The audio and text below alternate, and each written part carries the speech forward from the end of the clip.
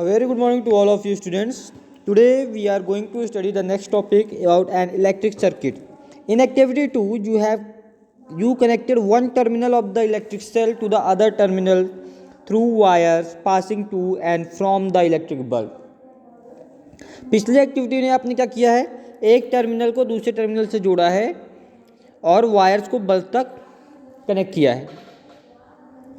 Note that in the arrangement shown in figure 12.5 A and F, जो आपने diagram देखा था ए और एफ का डायग्राम, कौन सा, ए और एफ, इन दोनों डायग्राम को अगर हटा दिया जाए, इन दोनों डायग्राम को की बात की जाए तो इन दोनों में क्या है, दोनों टर्मिनल कनेक्टेड हैं बल्ब से, दोनों टर्मिनल क्या है, बल्ब से कनेक्टेड हैं. The electric circuit provides a complete path for electricity to pass.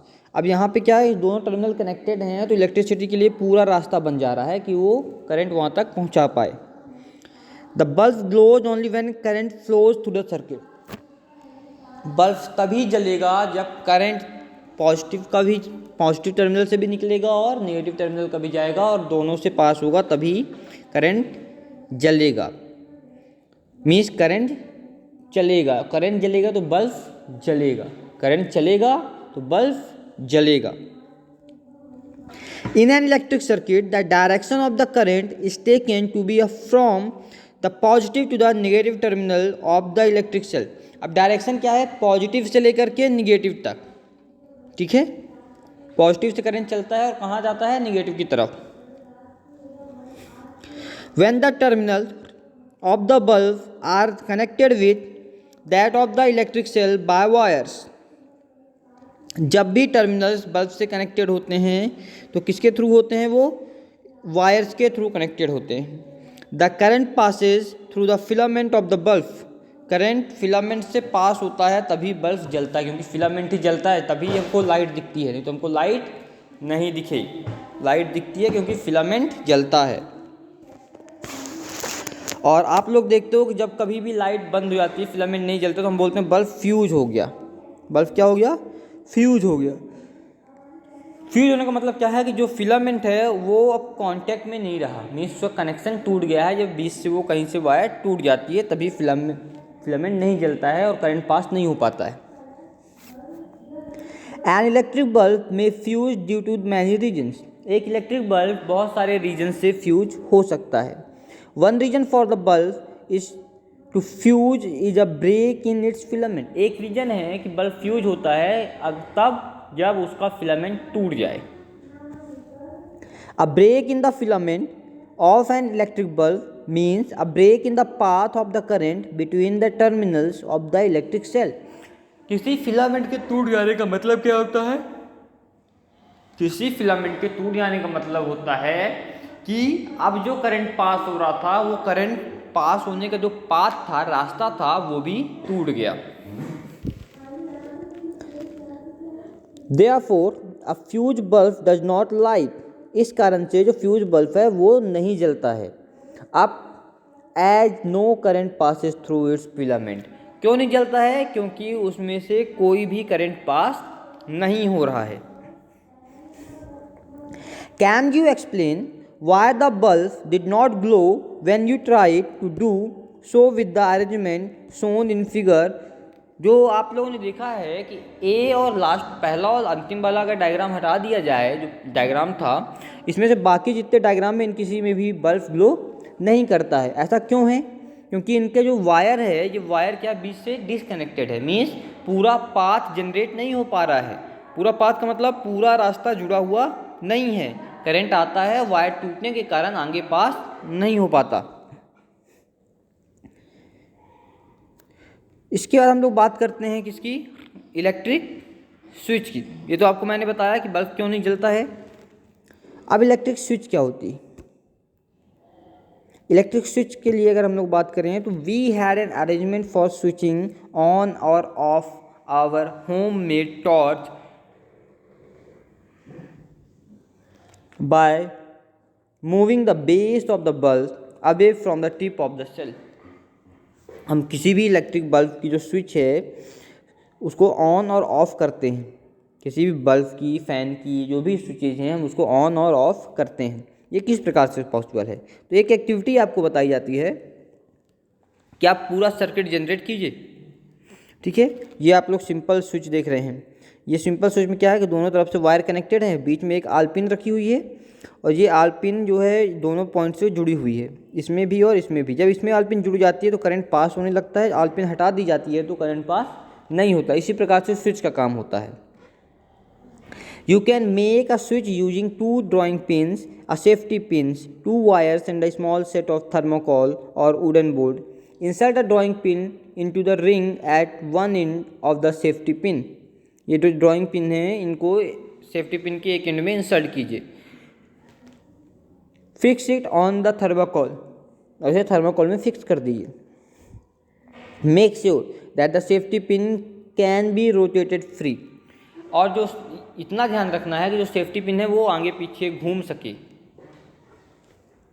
Now fix the other drawing pin on the thermocol sheet in a way that the free end of the safety pin can touch it.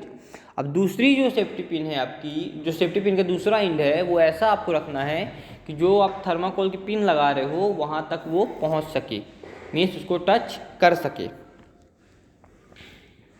The safety pin fixed in this way would be switched in this activity. इस diagram को अगर आप लोग देखिए तो इस diagram में जिस प्रकार से सेटिंग है इस प्रकार से सेटिंग करनी है आपको। Now make a circuit by connecting an electric cell and a bulb with this switch as shown in figure 12.9। इस प्रकार से एक सर्किट आपको बना लेनी है। Rotate the safety pin so that it's free in touches the drawing pin. अब safety pin को आप थोड़ा सा रोटेट कीजिए, घुमाइए, ताकि वो जो दूसरी ड्राइंग पिन है वहाँ तक टच कर पाए। जैसे ही वो टच करेगी तो आपका बल्ब ग्लो कर जाएगा। जैसे ही टच करेगी आपका बल्ब क्या करेगा? ग्लो करेगा, और जैसे ही आप उसको हटाएंगे तो आपका बल्ब बंद हो जाएगा। The safety pin cover the gap between the drawing pins when you made it touch two of them. जब भी आप उन दोनों को क्या करते हो? टच कर देते हो, तो टच करने से क्या है, जो दोनों के बीच का गैप था वो खत्म हो जाता है। गैप खत्म होने से जो करंट है वो पूरे सर्किट में फ्लो करता है, और जब भी आप हटाते हो सेफ्टी पिन को तो जो गैप है वो बढ़ जाता है। गैप बढ़ जाने से करंट का फ्लो आगे बंद हो जाता है।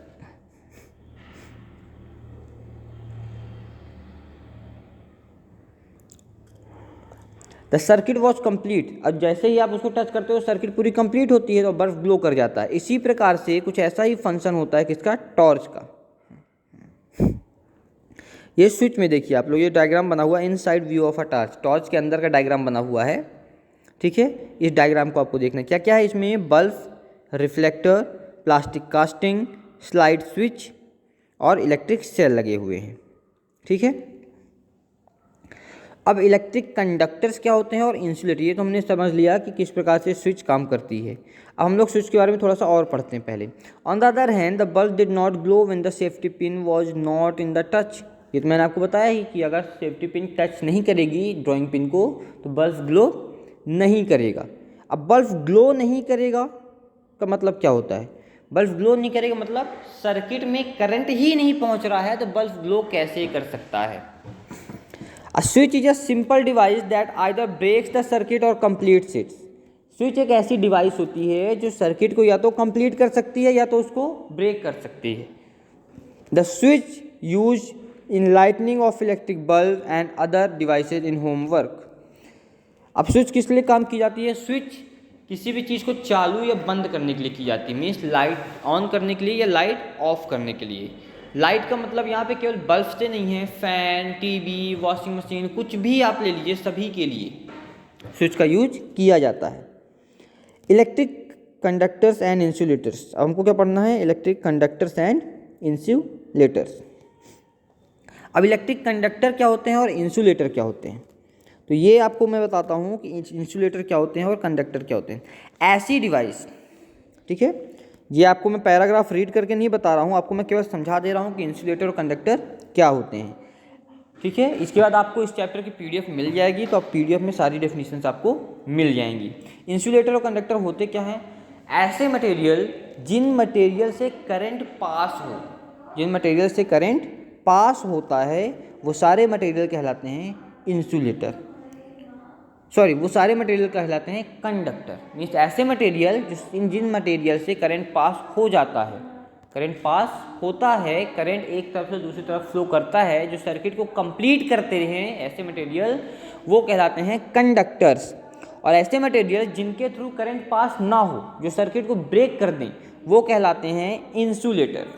ठीक है, इंसुलेटर कंडक्टर आपको यही डेफिनेशन है। मीन्स सारे नॉन मेटल्स जो होते हैं, जैसे आप coin, cork, rubber, glass, keys, pens, plastic, scale, wood, block, pencil, lead, aluminium foil, इन सारे मटेरियल्स के सामने आपको ये पहचानना है कि कौन सा इंसुलेटर होता है और कौन सा कंडक्टर होता है।